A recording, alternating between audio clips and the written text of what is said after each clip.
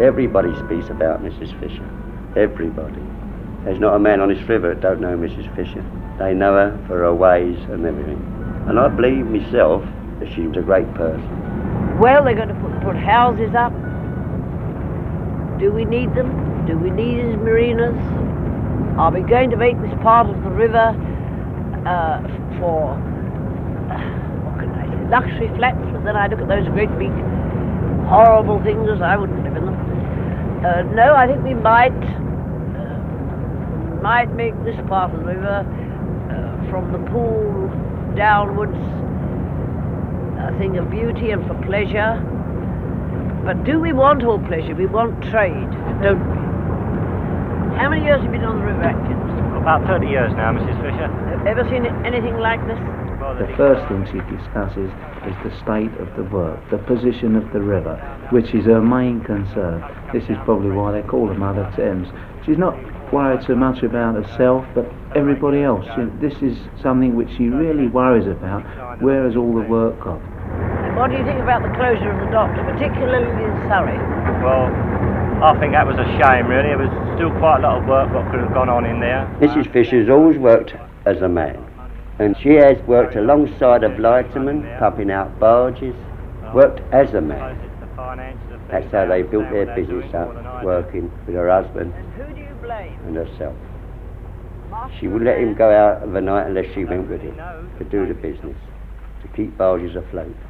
That's been her life.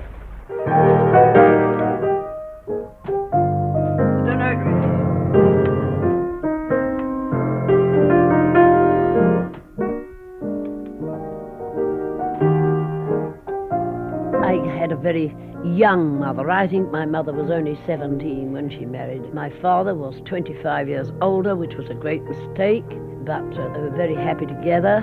And I was sent away. I was such an unruly child.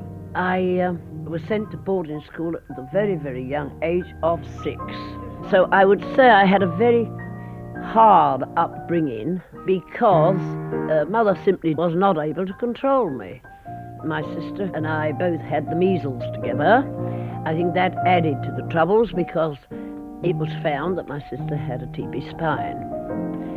And for 7 long years she was in Cheyne Walk Hospital. Sweetheart, thank you very much. Thank you. Only 3 drinks? That's all. Oh, mean this morning. I shall never eat all that, my darling. My father was a Gloucester man. The youngest son of a large family and brought up to be a gentleman farmer. His mother died when he was quite young, and father left home. No, he had no trade, so he went on the railway.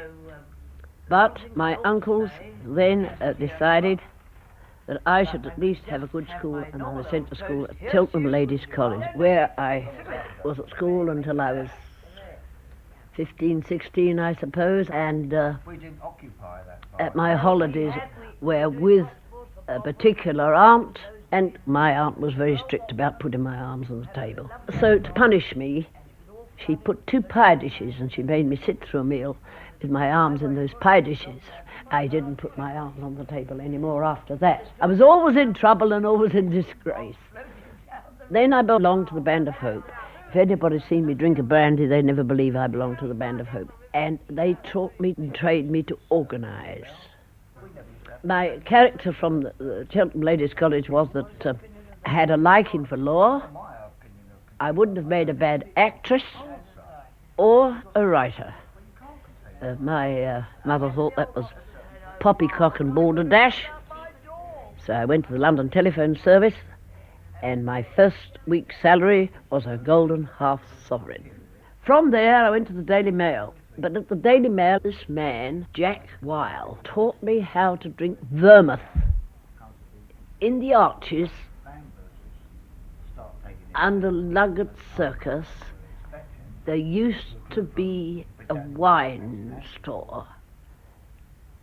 And they had lovely biscuits and lovely vermouth. Now, there must have been something in me that I could have gone to the devil very easily. But the Band of Hope training was good. John Wesley's training was good. And All those foundations I've never forgotten. But I could have gone to the devil very, very, very easily when I was young. I had quite the wrong impulses.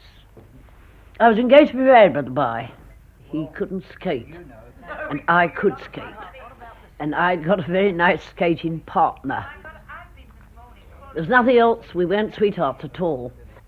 Anyway, Johnny found me, not at the Band of Hope, guessed I was at the ice rink, and I was. And I came out with this fair-haired boy. I have the scar on my arm now, but Johnny stuck a little dagger in my arm, and I left home because of that.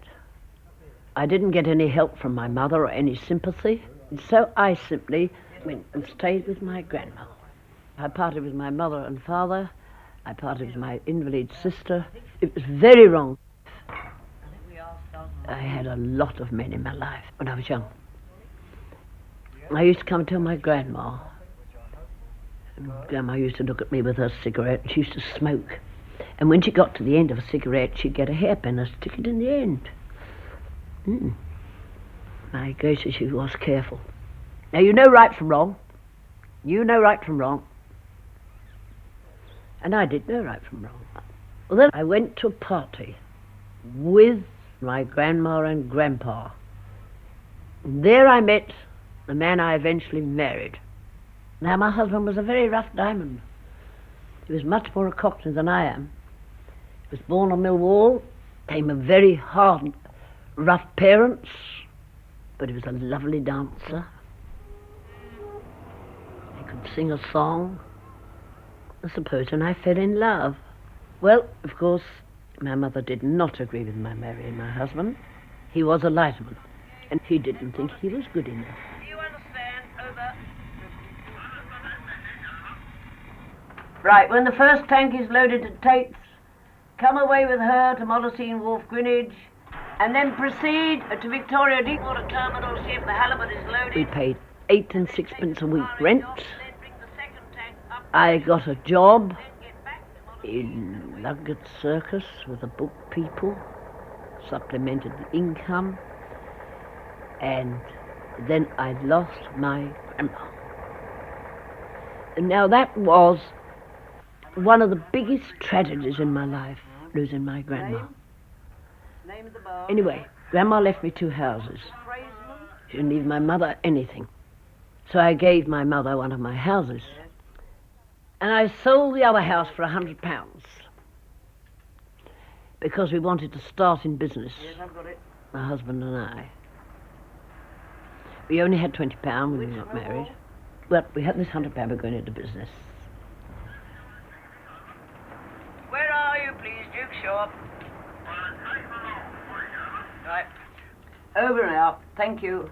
Sure, Wally, will you take over, please, boy, while I get down to the office? Right. Calling Duke Shaw, calling Duke Shaw. My husband then was with a firm called General Lightridge, and with this £100 we were going to buy our first barge. We went to a race on the river, and my husband was quite sure a certain man would win, and the price was 5 to 1. So of course my £100 went on this man, and he didn't win, so I lost my £100. Can you imagine what that was to me? Now, Pip. Now, Pip. Right. Didn't do that before. Now then. These double dinner hours. We'll attend to that, but we will write to the trade unions about that because I don't see why we should pay. It's £45. Then I had my first baby. We were then living on his salary, which was, I think, about 6 bob a day, 8 bob a day. I know we couldn't afford a pram for a long time because we lost that £100. After the war, as after every war, there was always a rush of work in the port. There was such a shortage of barges, but my husband had the chance of buying the first barge with my £20, and we earned £5 a day. So we soon had enough to buy the second barge, which was £40. And we soon earned another one to buy another one until we found we had a dozen barges. You see, Billy would buy a barge for 40 or 50 pound, and he'd work all hours round the clock, doing her up and doing this up and tinkering here, and you don't know what you can do with horse manure and a hole in the barge, all kind of things, you see. And of course I kept the books, and then it was decided that we must move, we must have a telephone. Then we grew, we gave good service, we grew. Then I had another baby, my son, and very quickly after that I had another little girl. Unfortunately I lost her. The governor was out working, I did all the office work, and in those days we used to have horses, hire horses off a man called Higgs, and the horses used to pull the barges up the canal. Breaks my heart, that river of mine today. When I see barges, know how we've nurtured them and looked after them, and they're lying idle, no hopes of work. And what do you think? Do you think they'll close any of the Royal Group? I think eventually that'll all go up here. This part, the dock part of the river will go. They'll only have a few landing wharfs. The wharfs around here are all closed. Now look at those cranes, they're silent. No ships. You used to have the newsprint ships come up there. This should be as busy can be. Look at these barges, empty barges again. Yes. At this time of the tide we should see tugs coming down from Brentford, shouldn't we? They should be working down now from Brentford this time of tide. We're soon coming to the Surrey docks, aren't we?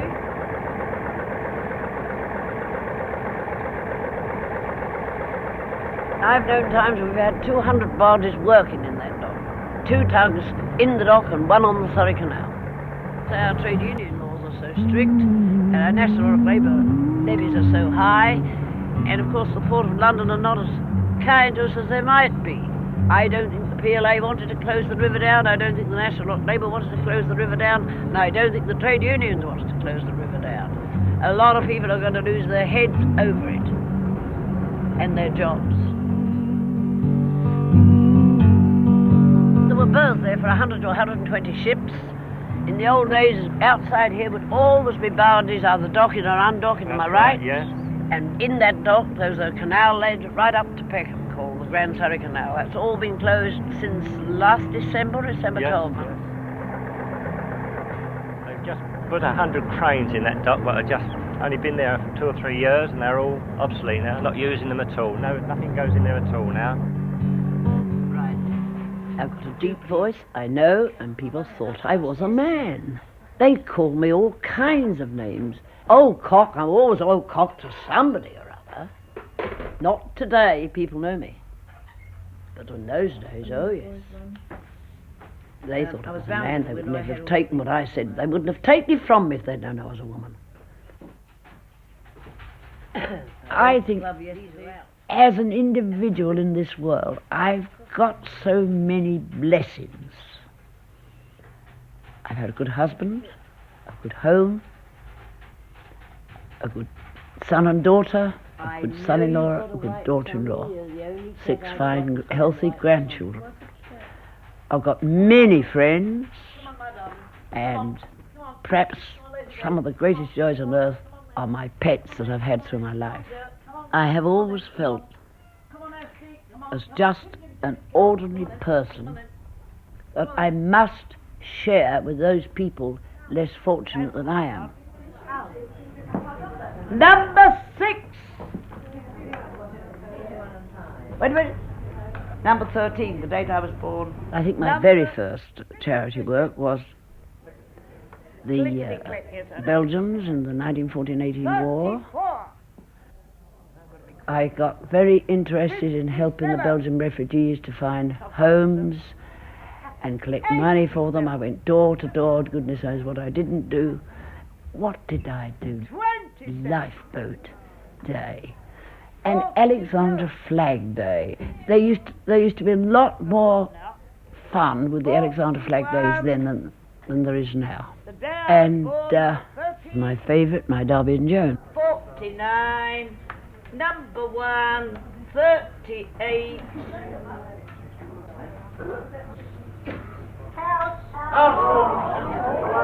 That was with Princess Mary, with Queen Mary, when she opened the Stansted Lodge, and I've worked for them ever since.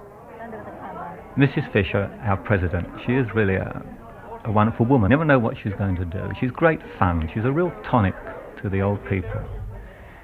And I suppose over the years, she's been responsible for all the collecting boxes in the borough. She has collected something like £3,500. We've converted an old house. It's a lovely old house. We have built homes for 24 people to live in. I am now president. I have been for some years, and I love my old folk.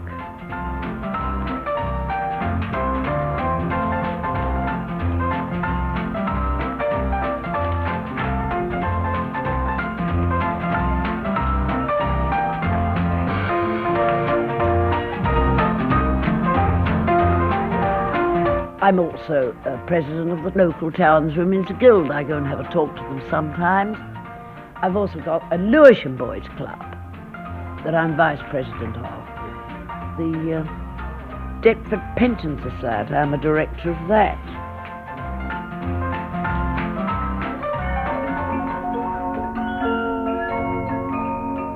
I've done a lot for the blind in this house. I had blind evenings where you couldn't come in unless you wore a stiff shirt and a black tie. We converted our billiard room, covered the table for roulette. We had raffles, we had bingo, we had poker dice. You bet we had poker. It was jolly fine evenings they were. I forget how many hundreds and hundreds of pounds I raised from this house for freedom from hunger. Well, I've worked for the YMCA. So many more things. They look too small. Yes, they are. Yes. They're very nice though, we don't often get many. We get oddly. We used to run a jumble sale at St Mary's Church Hall just down here in Lewisham twice a year. And I had friends who helped me. And jumble began to accumulate here in this garage. I sold it in the garage, and we had a lot of people walking in to see what we were doing, and people bringing things in. And we took much more money sorting out here for a week than we did at the real jumble sale. And that finished me for jumble sales. And I reckon that jumble out there raises £1,000 a year for that hospital. Formal opening to our fete this afternoon, I'd like to ask another of our personalities to say a few words to you and open our show officially, and that is Mrs. Woodward-Fisher, our chairman. Mrs. Fisher. Hello, you dear kind folks. Well, you know what we're all here for today? To help people less fortunate than we are. Now, I hope your pockets are full, I hope your hearts are full, and I hope you'll go away with your arms full. I now formally declare this fete open. Thank you very much. I first became involved in the Grove Park Hospital fete when I became treasurer. And it was my idea to run a bottle tombola. My first tombola, I had bottles of milk. And the poor nurses were the only ones who seemed to win the milk. Then I tried and got wines, and I got cider. I got tons of beer. It grew and it grew and it grew. I remember one year I had 1,500 bottles. It's quite a lot. I would say that it's much easier to give £5 in money than £1 worth of your time. The time and the energy that Mrs. Fisher gives to others is amazing. She just doesn't know how to say no. There was always shelter at the Fishers for anyone bombed out in the war, and she was really mother to hundreds of New Zealand troops. Canadian and American boys, too. Now, you see, I cannot do this.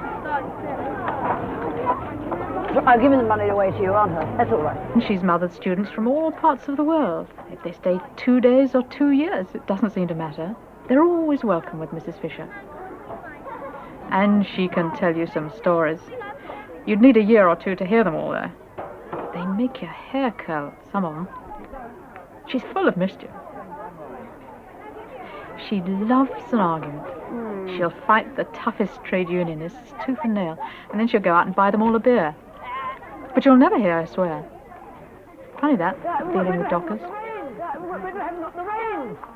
This morning, a policeman was a bit officious with her, so she told him that he was just like a puppy in buttons. I don't think she really needs to swear.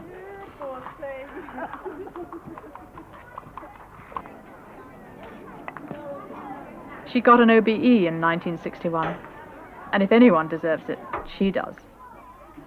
I've got ever so many good, kind friends who help me, though. I could not work for Grove Park Hospital and for all these charities if I hadn't good friends around me, and I shouldn't therefore take the credit.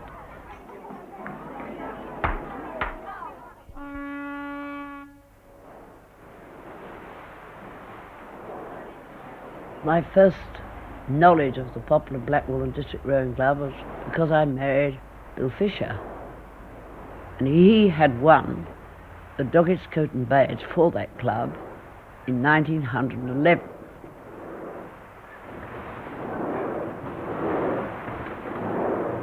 The club had operated from various pubs, and 40 years ago the governor persuaded old man Calder to let us have 14'6" of his riverside land to try and build a kind of boathouse. We didn't only have lightermen and watermen, we had potmen, postmen, plumbers, builders, bricklayers. Anybody could join that club. We cadged, everybody cadged, bought showers. And Billy and I bought them a very, very large Sadia heater. I remember them cheering me round the room when they were presented with that first hot water. The joy of those boys to have a hot shower as well as a cold is something unbelievable, you know. You've got to do it yourself to know. You feel, oh, I'll do some more. So we kept on.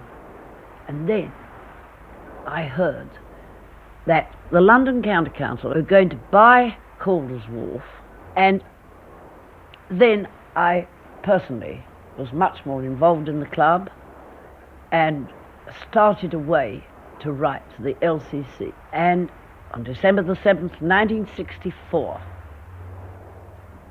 I had a letter from the Greater London Council granted me a lease for 60 years at a rental of £100 a year for 50 foot of riverside land by 240 foot, on condition that I put up a boat club worth at least £50,000. Unfortunately, the governor died in the May, and he never knew.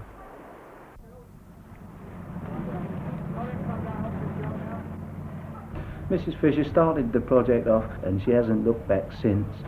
The work she did, the groundwork, was fantastic. The people which she spoke to, wrote to, I would like £1 for every letter she wrote. I'd probably be a millionaire.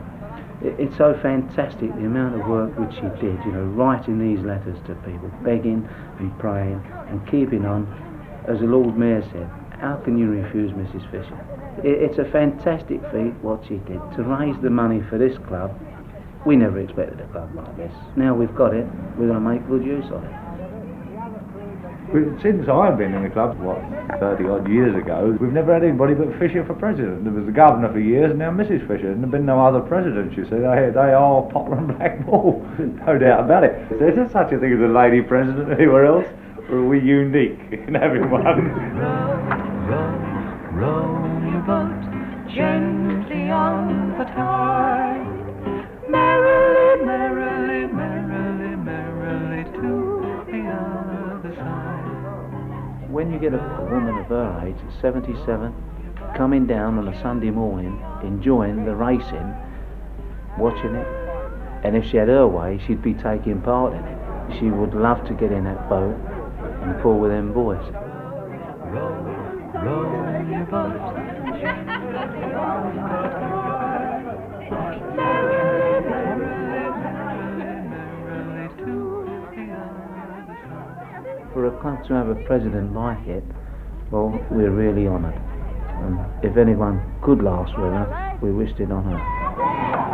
Give a cheer!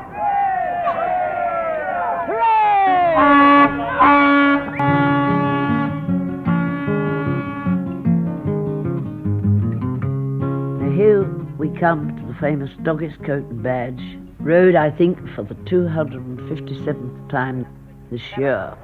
Many years ago, before there was a London Bridge, it was just a ford, and the river was very, very shallow. And watermen used to row across the river in wherry boats or lightermen skiffs. And Thomas Doggett was a famous actor, and he was due to appear at the Drury Lane. It was a very, very foggy night. And his wherrymen or watermen wouldn't row across the river because it was so foggy. And a very young waterman said, "I'll take you, sir." And he took him across for tuppence, across London Bridge on the Tyne. And he got tuppence for it. And in doing so, he lost his coat. And from that day, Thomas Doggett left money to be invested so that young watermen and lightmen can row for this famous Doggett coat and badge. They get the coat and badge, and they used to get £10. The coat is scarlet with lovely solid silver buttons and a silver badge. That is my story of the Doggett coat and badge. The story I know to be true. Ladies and gentlemen, I thank you. Thank you very much. My Poplar Blackgall and District Rowing Club have 3 runners, and unfortunately there are only 3 runners, and they're all my boys, so I'm bound to get a winner on time. In my husband's day, a lighterman was considered to be a professional rower or sculler, so he could never row at Henley. This has been altered for the last 5 or 6, 7 or 8 years. Now, my boys can go and row, as they have rowed, at Henley, and they won the Wingfields. I'm very proud to think we went up there this year. We failed, but we went there, and we didn't lose first time. I'm very proud of all the boys. I don't want the club to compete with Henley. I want it to be as it is, a club for the East End boys, for that part of the river. I want them to compete honourably with all other clubs in the world, if you like, and get beaten as well, if you like. Does them good sometimes.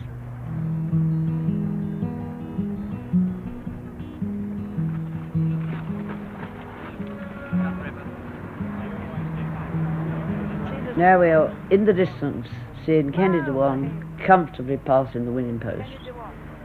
The one ambition of his life, I am certain, was to win the Dockett's coat and badge for the Poplar Blackgall and District Rowing Club. He was selected to row for England in Mexico, and he wasn't then 20. He did get in the finals, and he has tried twice at Henley for the diamonds.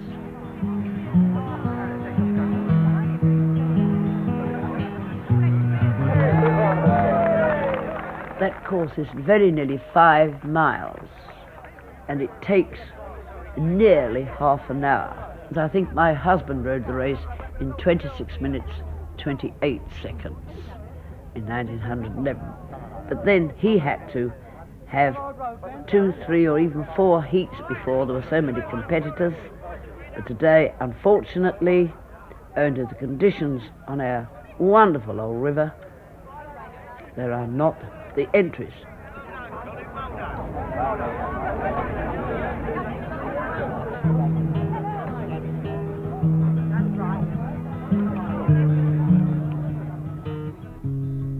I would say I've had a very full life, a very happy life, perhaps a worrying life, a very gay life, much gayer than people think. And I thank God for my life. And I really mean that. I really mean that.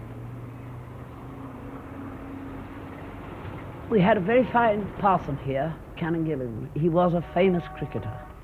But when Gilly died, I wandered round the city churches. They're very lovely. Many, many churches I've been in round London. Then, when Guards Chapel was closed for rebuilding, I started going to the Tower a little more regularly. Also, my husband was getting older. He did love a good breakfast. And the service at the Tower of London was 11:15. And at all other churches it was 11 o'clock. So that if he went to the Tower, he could have that extra piece of toast and marmalade, which he liked. But still, whether it was the short run to the Tower, whether it was I liked the service at the Tower, or whether it was my husband's bread and marmalade, I'll never know. But I think I've been going to the Tower now for 15, 16 years, and I don't think I shall change now. Besides, now, of course, the Tower, how far am I from my boys' club? And I also belong to the club at the Tower. Jolly fine with all those beef-eaters. They're jolly fine chaps. I don't like the changes in the Tower, but at 77, does anybody like changes?